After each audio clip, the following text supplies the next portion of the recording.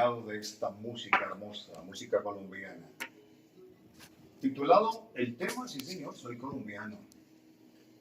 Con ello queremos darle la bienvenida, como lo habíamos anunciado hace un instante, a nuestras docentes que hacen parte del claustro educativo Antonia Santos. Hablar de la normal Antonia Santos es hablar de todo un legado de educación, de toda una vida, más de 20, 30 años, casi 50 años ya, de educación, de formación, y ha sido de pronto una manera de mostrarle al país y de mostrarle al mundo entero que se han forjado futuros profesionales. Ya tenemos ministros, embajadores, tenemos expresidentes, en fin, eso es el resultado de una muy buena formación. Pero bueno, sin más preámbulos, vamos a entrar en materia y para ello, pues, ¿quién mejor que la anfitriona de este gran puñado de mujeres que nos acompañan en la tarde de hoy? Estoy hablando de la profe Marta Fabiola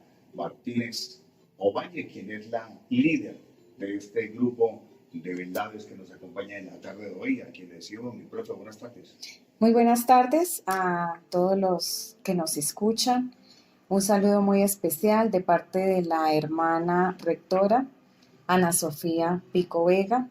Un saludo también al padre Jorge Macías y un agradecimiento por este espacio que da a la Escuela Normal Superior Antonia Santos para tratar temas que a veces pues son necesarios para toda la comunidad. Entonces, esta tarde estamos con la compañía de la psicóloga de básica primaria, la doctora Paola Acosta, y estamos también con dos estudiantes del programa de formación complementario tercer semestre, Margie Camacho y Jaimes Ángela María. Entonces los dejo con la estudiante Ángela Jaimes. Tranquila, ya está abierto, no hay ningún inconveniente, tranquila. Muy buenas tardes. Como en familia, como en familia. Gracias, doctora Paola, por venir a este espacio y compartir su experiencia, sus conocimientos. Vamos a tratar, vamos a ver si está gentil, vamos a rotarnos el micrófono, a ver si rectificamos a nivel técnico, ahí por ahí la cosa cambió ya, ahora sí la escuchamos. Muy buenas tardes. Muchas gracias, doctora, por venir a las instalaciones de la emisora para compartir de su experiencia como psicóloga, de su conocimiento. Y sin más preámbulo, pues iniciamos con tantas preguntas e inconvenientes que tenemos. Doctora, la primera es, ¿qué es la crianza?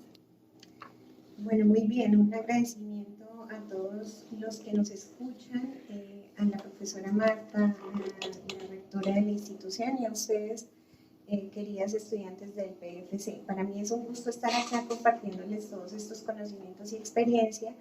Y pues bueno, el tema del que les vamos a hablar hoy son las pautas de crianza, ¿no? Estas pautas de crianza que se establezcan con límites positivos. Para esto, pues me preguntan qué es la crianza.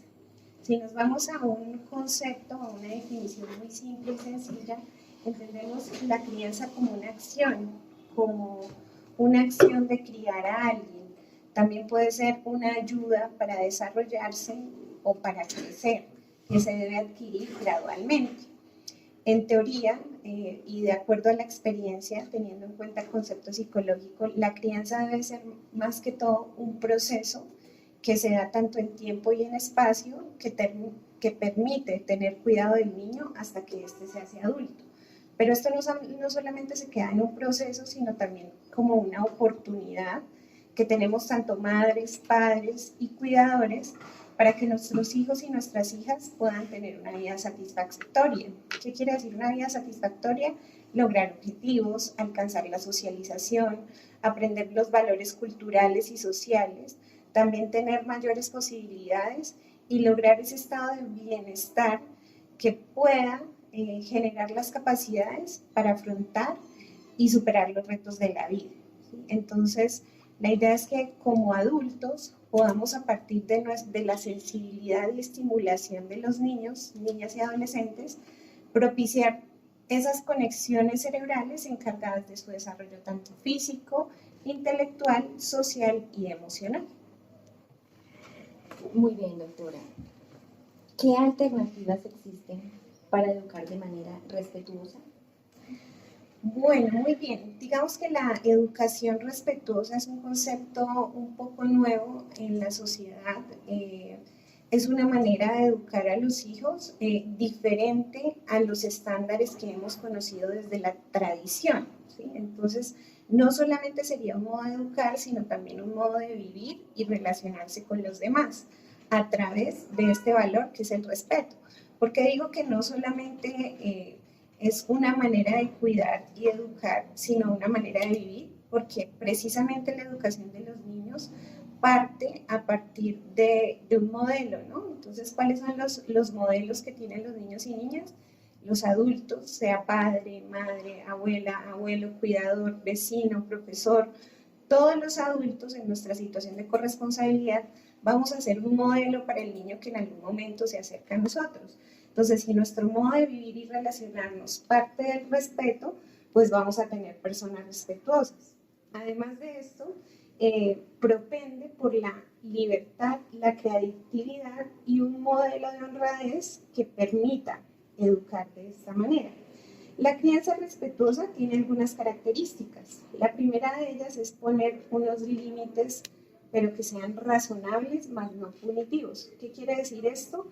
Que yo no le voy a poner una norma al niño simplemente porque yo soy adulto y soy el que mando, sino que ese límite o esa norma tiene que tener una explicación, ¿sí? Porque te quiero, porque te amo, porque quiero lo mejor para ti, porque esto tiene consecuencias graves, porque más adelante lo vas a necesitar para poderte adaptar a la sociedad. A veces subvaloramos a los niños creyendo que no entienden todavía bien a lo que nos referimos y resulta que esta generación que estamos educando es más entendida de lo que creemos. Ellos van un paso adelante y entienden perfectamente todo, además porque tienen mucho acceso a la información. Entonces, primero, poner límites razonables. Segundo, poner normas con sentido, ¿sí? Según la etapa madurativa del niño, que se pueden transmitir con relaciones empáticas y democráticas. Entonces, la norma tiene que ser a través de un diálogo en el que yo, en mis diferentes dinámicas familiares, incluyo al niño y de acuerdo a su edad, lo hablo con él. Mira, tienes que levantarte a esta hora porque si te levantas más tarde, quizás llegamos mal al colegio y la puntualidad es un valor importante para que tú tengas éxito en la vida. Tienes que ayudarme a recoger los juguetes porque así te acostumbras a ser ordenado y vas a priorizar tu tiempo y cuando hagas algo lo vas a hacer de manera pues, más sencilla. Entonces puede que a veces esto suene un poquito difícil para nosotros porque nosotros carecemos de referentes de crianza de nuestras propias infancias porque muchas veces se nos enseñó un modelo vertical más horizontal, ¿no? Entonces nosotros venimos de generaciones donde fuimos educados con modelos autoritarios de represión, quizás a veces de violencia, y esto hace que no tengamos un referente diferente para poder educar a nuestros hijos. Pero yo les digo, queridos padres, madres de familia y cuidadores, que los tiempos han cambiado y que así como los tiempos cambian, pues las generaciones cambian, las maneras de pensar, de sentir y de actuar de nuestros niños requieren que nosotros nos adaptemos a ellos y entendamos cómo es que se están relacionando estos chicos, cómo es que se están comunicando y qué nos están pidiendo a nosotros para nosotros poderles responder positivamente y que ellos no crezcan con las mismas carencias que nosotros lo hicimos. También es importante responder a las necesidades de los niños, ¿sí? Y esto implica aceptar sus sentimientos, más no juzgar eso que sienten, ¿sí? No reprenderlos ni amenazarlos, sino responder con rapidez y eficacia, dándoles consuelo y seguridad. Otra de las características importantes es el respeto en esa crianza y eso implica que todas las relaciones que establezcamos como ejemplo para nuestros hijos se establezcan de esta manera. Yo quiero aprovechar, doctora Paola Costa, usted es nuestra psicóloga, digo nuestra porque supongo que estamos en familia, ¿no? Usted es la psicóloga de la parte primaria de la normal. Así es. Una pregunta como papá. Usted hace un instante dijo, tenemos que ponernos a la vanguardia de lo de hoy. No nos estamos volviendo un poco permisivos con esa nueva ola, con esos cambios. Hay juventud que lo asimila y juventud que no. Que hay tendencia a tratar de ser un poco permisivos porque ahora se le dice algo al hijo, se le llama la atención y ya nos amenazan que nos van a demandar. Ok, yo creo que hemos confundido el término por ejemplo, de crianza respetuosa con eso mismo que tú dices de permisividad. Yo creo que hay una balanza, ¿no? En un extremo está la sobreprotección, en otro está la permisividad y hay que encontrar como en todo ese equilibrio. ¿Y qué implica el equilibrio? Simplemente entender que no podemos educar como nos educaron a nosotros porque esta es una generación nueva. Y si ustedes se dan cuenta, antes las generaciones cambiaban cada 10 años, ¿no? Entonces teníamos la generación de los 80, de los 90, de los 2000. Ahora las generaciones están cambiando cada 2 años y esto va a 1000. Y eso implica también reconocer que la incursión de la tecnología ha generado cambios en la manera como se piensa, se siente y se actúa en los niños. Entonces, no es que nos hayamos vuelto permisivos, sino que nos hace falta educarnos un poquito más en el tema, entendernos y sobre todo desaprender, ¿no? Desaprender eso que nos han dejado los tiempos difíciles en los que se nos educaba con violencia, con autoritarismo, con el grito, con la amenaza, que quizás nos forjó, pero de una manera un poco traumática. Si nos ponemos a decir, yo no tengo traumas por haberme criado así, pero estoy gritando a mis hijos, entonces en el fondo sí los tengo. Yo no tengo traumas por haberme criado así, pero estoy respondiendo violentamente a ciertas situaciones. Entonces, esto implica que la educación de los niños es la educación de la futura sociedad y que esto nos corresponde a todos como adultos. Entonces, es importante desaprender con eso que tú me dices. Doctora, ¿cómo manejar los berrinches de manera adecuada? Bueno, muy bien. El tema de los berrinches, digamos que es algo apenas normal en ciertas edades o etapas de los niños. Sin embargo, cuando ya se nos van al extremo y se pierde pues el control emocional de estos, es importante, lo primero, mantener la calma, ¿sí? Como lo dije anteriormente, el aprendizaje de los niños en gran medida se da por modelamiento. Entonces, hay un modelo, él sigue ese modelo, que en este caso puede ser su papá o su mamá, lo toma como ejemplo y lo imita, ¿sí? Entonces, si ve a un adulto tranquilo, ¿sí?, él sabe calmarse ante las situaciones. Si ve a un adulto alterado, pues él seguramente se va a alterar cuando sus emociones se salgan de control.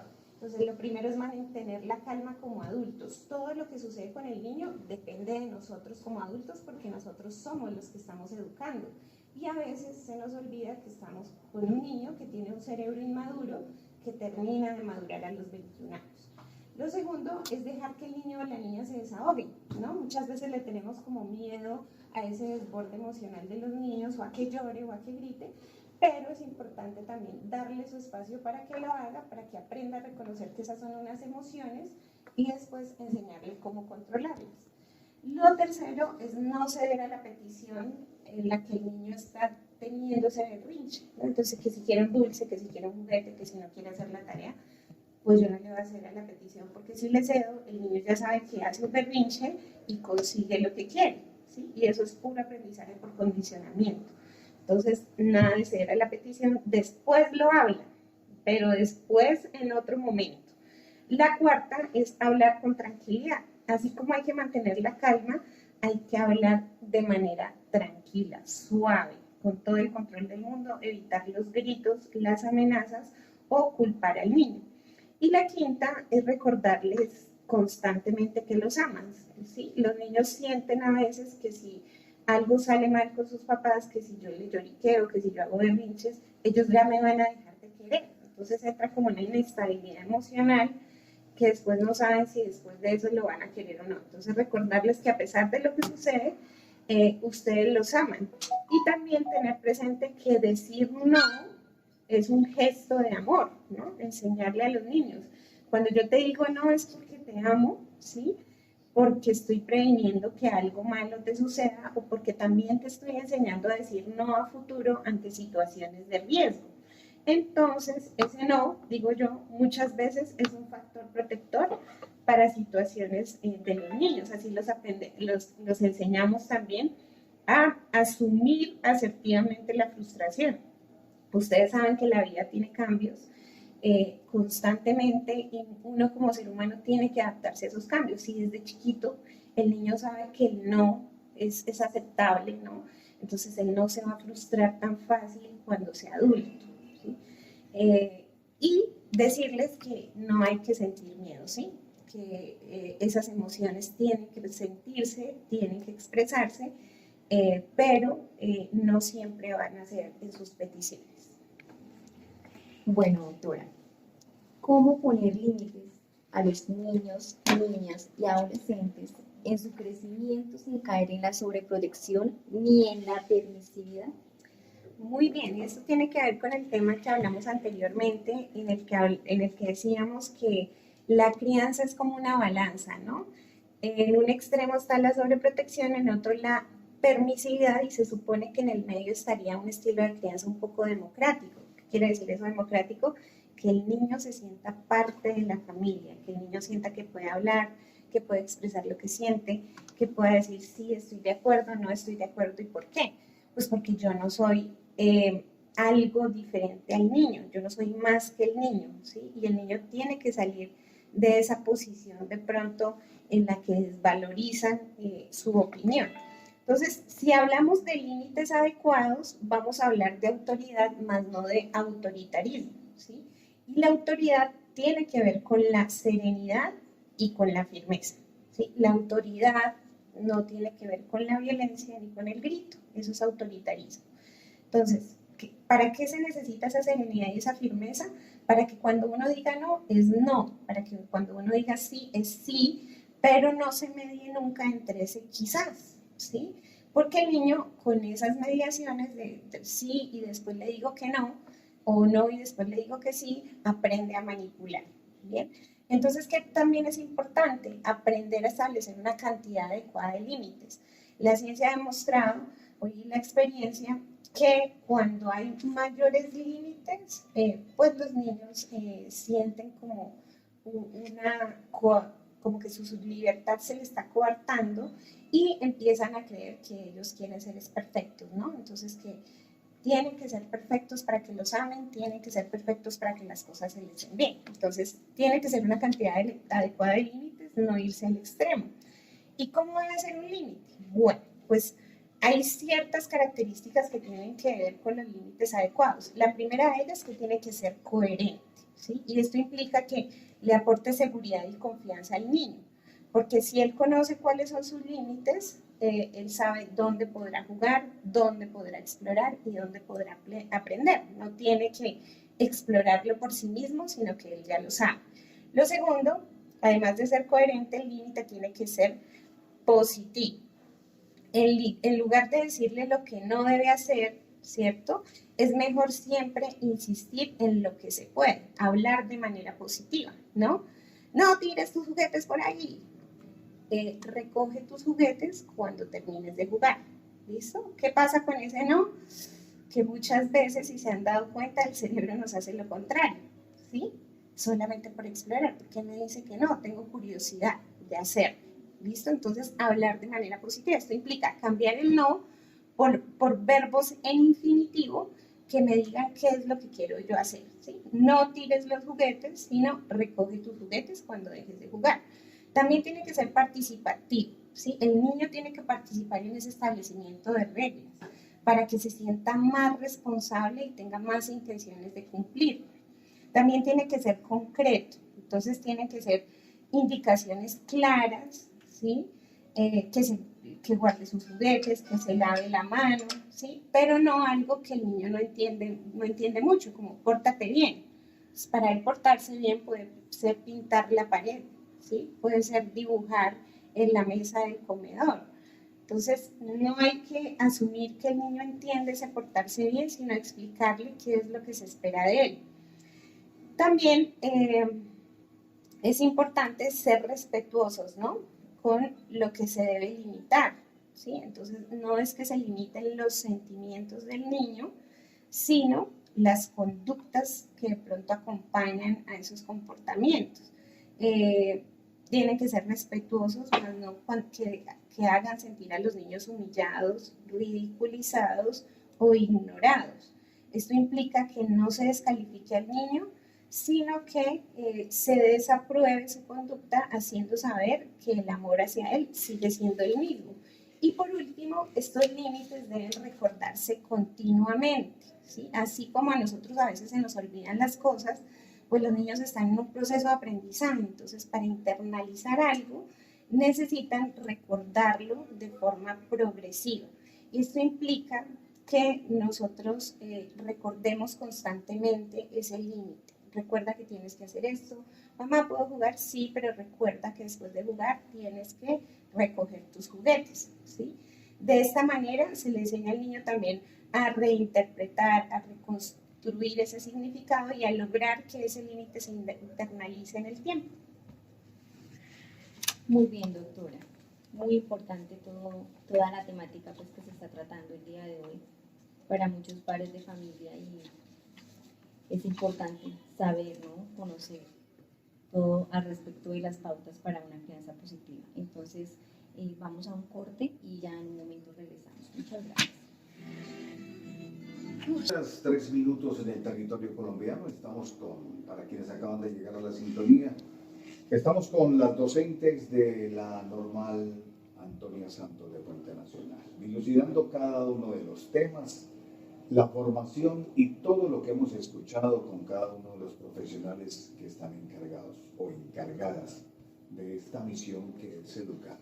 Bueno, yo solamente estoy como el gato de repisa, no digo mucho, pero pongo un cuidado porque aprende uno las nuevas temáticas, las nuevas directrices, pero que sean ellas las que continúen dándonos a conocer la temática moderna de la educación colombiana.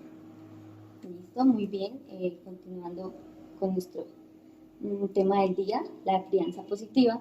Entonces, doctora Paula, tenemos una pregunta que es de suma importancia y de pronto muchos de los padres o cuidadores pues la tienen, ¿no? Como esta duda y es ¿qué hacer para que los o las adolescentes mantengan la confianza hacia las madres, padres y personas cuidadoras? Bueno, para crear un vínculo de confianza con los adolescentes, lo primero que tenemos que saber es que ellos aún no han madurado completamente, ¿no? Muchas veces los vemos grandotes, incluso más altos que nosotros, y decimos, pues él ya me entiende, él ya es un adulto, se nos olvida que todavía necesitan mucho de nosotros. Como lo dije anteriormente, el proceso de maduración cerebral inicia obviamente desde la gestación y termina a los 21 años. Entonces, si nos damos cuenta, queridos oyentes, terminamos la formación a los 21 años, maduramos a los 21 años, nuestra adolescencia termina a los 21 años, eso es una edad avanzada. Incluso nos dan la cédula antes de madurar, ¿sí? Entonces, tener en cuenta eso. ¿Qué pasa con la adolescencia? Que es un periodo de cambio que implica que se nos revuelva todo en la vida de nuevo y que estemos un poco más vulnerables. Entonces, no es que el chico o la chica estén rebeldes, sino que están vulnerables, están preguntándose todo el tiempo cosas, están recordando situaciones del pasado, están reviviendo traumas y necesitan mucho de nuestro acompañamiento. Entonces, entendiendo esto, podemos saber que ellos no nos van a pedir ayuda como cuando eran pequeños. Cuando eran pequeños se sentían un poquito más vulnerables y nosotros los veíamos físicamente más vulnerables, entonces estábamos más atentos hacia ellos. Ahorita, ¿qué pasa? Que no nos van a decir las cosas, sino que se van a comunicar con nosotros a través de señales, ¿sí? Señales como cuáles, su comportamiento cambia, se aíslan, quizás un poco más agresivos, quizás un poco más rebeldes, quizás un poco más callados, quizás se refugian más en la música, ¿bien? Entonces es importante Ustedes, padres y madres de tu familia, conocen a sus hijos, ¿sí? La convivencia, el estar siempre con ellos, los ayuda a conocerlos un poco, entonces estar atentos a estas señales y darles a entender a través del diálogo. Nosotros a veces subestimamos el poder de la palabra y del diálogo, y resulta que como humanos esto es tremendamente necesario. Entonces, a través del diálogo es importante recordarles a ellos que pase lo que pase, mamá o papá siempre van a estar ahí incondicionalmente, así se equivoquen, así no lo hagan tan bien, así sientan miedo. También es importante que les comuniquen que pueden contarles lo que sea, ¿sí? Lo que sea sin ser juzgado. Y cuando les cuenten cosas íntimas de sus amigos, de sus novias, de sus gustos musicales, de sus preferencias para vestir, pues que intentemos no juzgarlos, no atacarlos, porque esto rompe cualquier vía de comunicación, porque ellos no lo ven como un consejo, sino como un ataque personal. Entonces es importante escucharlos sin juzgar. Si es necesario que se muerdan la lengua en ese momento, muérdansela, pero no intervengan, simplemente escuchen, ¿sí? Como cuando eran pequeños, simplemente den un paso atrás, recojan toda la información que ellos les dan. Los adolescentes, por más rebeldes que parezcan, siempre quieren comunicarse, y a veces uno subestima eso. ¿Cómo le fue, amigo? Ni siquiera les preguntan eso cuando llegan. ¿Cómo le fue? ¿Qué tal sus amigos? ¿Cómo estuvo el día? ¿Qué tal la profesora? ¿Qué tal su materia que más le gusta? Bueno, recoger bastante información y evitar los juicios. Si ustedes ven que ellos les cuentan algo importante, algo con lo que ustedes no están de acuerdo y que es necesario corregir, es importante que no lo corrijan en ese momento, sino que retomen el tema para después, ¿sí? Porque ellos están abriéndose y se van a cerrar ante cualquier posibilidad de juicio. Entonces, después retoman el tema: hey, hijo o hija, recuerdo que querías, me hablaste de esto, fíjate que tengo que decirte algo, siento que es necesario decirte que no estoy tan de acuerdo, aunque respeto lo que tú me dices, ¿sí? O cualquier oportunidad, van viajando y se toca un tema parecido, ven un programa de televisión donde aparece algo de lo que ustedes necesitan hablar, y toman esa oportunidad para poder hablar del tema. Digamos que esto es más sencillo de lo que parece, ¿no? El adolescente lo que tiene que sentir es que cuando llega a casa, este es un refugio, es un lugar seguro, y que sus padres siempre van a estar ahí de forma incondicional. Muchos adolescentes llegan a casa y no encuentran un lugar seguro, sino que encuentran juzgamiento, violencia, maltrato, adultos totalmente cansados, sin ganas de hablar y sin ganas de compartir.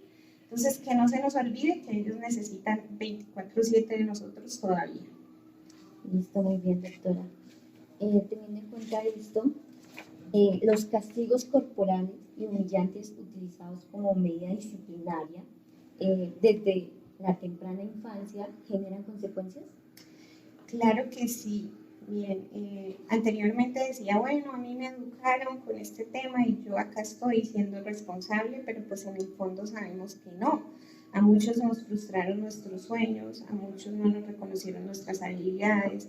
Existen dolores allí que tenemos guardados y que nos forjaron duro, pero nosotros hablando de este tema estamos hablando de maltrato. Maltrato, ¿cierto? ¿Y qué es el maltrato? El maltrato no solamente es físico, sino que también puede ser una agresión sexual, un abandono, una negligencia en el cuidado de los niños o en su atención médica, y sobre todo el maltrato psicológico y emocional, que muchas veces no lo reconocemos como maltrato, sino como un modelo de crianza. Entonces resulta que si hablamos a nivel neurobiológico, el maltrato infantil de cualquier tipo tiene consecuencias cerebrales, ¿sí? En el sistema nervioso central de los niños, y esto ya ha sido estudiado muchas veces. Entonces, ¿cuál es el sistema nervioso central? Pues el cerebro y la manera en cómo se comunica con los demás órganos del cuerpo. ¿Qué hace el maltrato en el cerebro? Altera la bioquímica cerebral, y la bioquímica es la que me permite establecer las conexiones, ¿no? Para aprender, la que permite que los neurotransmisores forjen un aprendizaje. Entonces esto hace que se activen ciertas hormonas como el cortisol y otras de diferente nombre, que hacen que los niños estén en un estado de hiperexcitabilidad, ¿sí? ¿Esto qué quiere decir? Que estén siempre como a la defensiva de todo. ¿sí? Y esto genera un estrés crónico. Esto altera la respuesta a futuros estímulos estresantes, ya sea por exceso o defecto. Entonces puede que un niño normalice los estímulos estresantes, crea que lo maltraten, que le pega sea normal, que de pronto haya algún presunto abuso hacia él sea normal, porque ya lo ha vivido en su hogar, o puede que ya todo el tiempo él esté maltratando a los demás, ¿cierto? ¿Qué secuelas hay a nivel cerebral? Bueno, hay secuelas visuales, ¿sí? De percepción, y también secuelas en el lenguaje y en el aprendizaje. Los niños con cualquier tipo de maltrato van a tener dificultades de aprendizaje. Ustedes saben que el cerebro es un sistema, que los seres humanos somos un sistema, y cualquier cosita que genere un malestar emocional, pues va a alterar ese sistema, ese funcionamiento. ¿Qué pasa también con esa pregunta que me haces? Que cuando pues hay una disciplina ya con el autoritarismo, se entiende que se está ejerciendo un estilo de crianza autoritario, ¿no? Entonces, estos padres que son inflexibles, exigentes, severos, y que quieren controlar siempre el comportamiento de sus hijos mediante muchas reglas con obediencia y autoridad, generalmente están a favor del castigo, ¿sí? Y ellos creen que esto va a ser maravilloso. Pues no. Los niños que tienen este estilo de crianza tienden a ser irritables, temerosos, temperamentales, infelices, malhumorados, vulnerables al estrés y sin ganas de realizarse. Entonces, muchas veces uno ve la ira en un niño y uno lo juzga, pero es que ese niño todo agresivo, todo violento, y resulta que no. Las emociones en los seres humanos se nos disfrazan. La ira nos está disfrazando una tristeza que el niño tiene adentro. Y no solamente el niño, a los adultos también nos pasa. Obviamente que hay consecuencias negativas que la ciencia ya ha demostrado, pero no solo la ciencia, sino la educación, la sociología y un montón de disciplinas que hablan de la crianza positiva, el diálogo y el respeto como los mejores aliados a la hora de educar a los niños y niñas. Sí, doctora. Entonces, para terminar nuestra sesión de preguntas, hablando de todo esto de traumas y la crianza pasada, ¿no? Que pues ahorita en el día de hoy pues ya tenemos otro tipo de crianza, solo que debemos instruirnos a la hora de criar a nuestros hijos o a nuestros futuros hijos. ¿Qué opina sobre el mito Galeta con sangre entra? Bueno, muy bien, es algo que también tenemos interiorizado en la mayoría de las generaciones. Yo creo que venimos de un aprendizaje un poquito fuerte en el que quizás antes, si damos un viaje al pasado, a nuestros docentes se les permitía pegarnos, ¿cierto? En algunas instituciones educativas. ¿Qué pienso yo de eso? Pienso que estamos asociando el castigo corporal como un estímulo para aprender. Y uno dice, bueno, pero ¿de dónde viene este dicho? ¿Sí? Y yo estuve averiguando y es una obra de un pintor muy conocido, Goya, que es un pintor español, y lo que hace él mediante esta pintura es criticar precisamente el sistema educativo. O sea, no nos está diciendo hagan esto, sino que él está asumiendo una posición un poquito más analítica y más crítica. Entonces yo creo que, y les hago una invitación a todos los oyentes para que cambiemos este lema por la letra con sangre no entra. ¿Listo? Incursionemos y ese no entra, porque es que ya en pleno siglo XXI tenemos que entender qué es más importante, ¿sí? El aprendizaje del alumno, una experiencia motivadora, mantener el interés del educando o la violencia física como parte de ese aprendizaje. Y muchos dicen, a mí me pegaron y a mí no me ha pasado nada. A nadie le hace daño un regaño para corregirlo. La chancleta con la que me pegaba mi mamá funcionó. Los niños de ahora son incontrolables y hace falta mucha mano dura. Yo prefiero un maestro con mano dura y no que se la deje montar. Entonces, muchos también agradecen los castigos porque dicen que gracias a esto sus hijos se enderezaron. Pero resulta que psicológicamente, emocionalmente y adaptativamente estamos haciendo estragos con nuestras nuevas generaciones. Este ciclo de violencia solamente se cambia con el diálogo, la democracia y una metodología motivadora en los niños, ¿sí? Así como a los niños les gusta jugar, a nosotros los adultos también disfrutamos el juego. Entonces yo creo que el juego hace parte de la educación y de la motivación para poder aprender. Entonces, como decía Pitágoras, educad a los niños y no será necesario castigar a los hombres, ¿sí? La sociedad actual también está un poco difícil y esto también tiene que ver con estos modelos educativos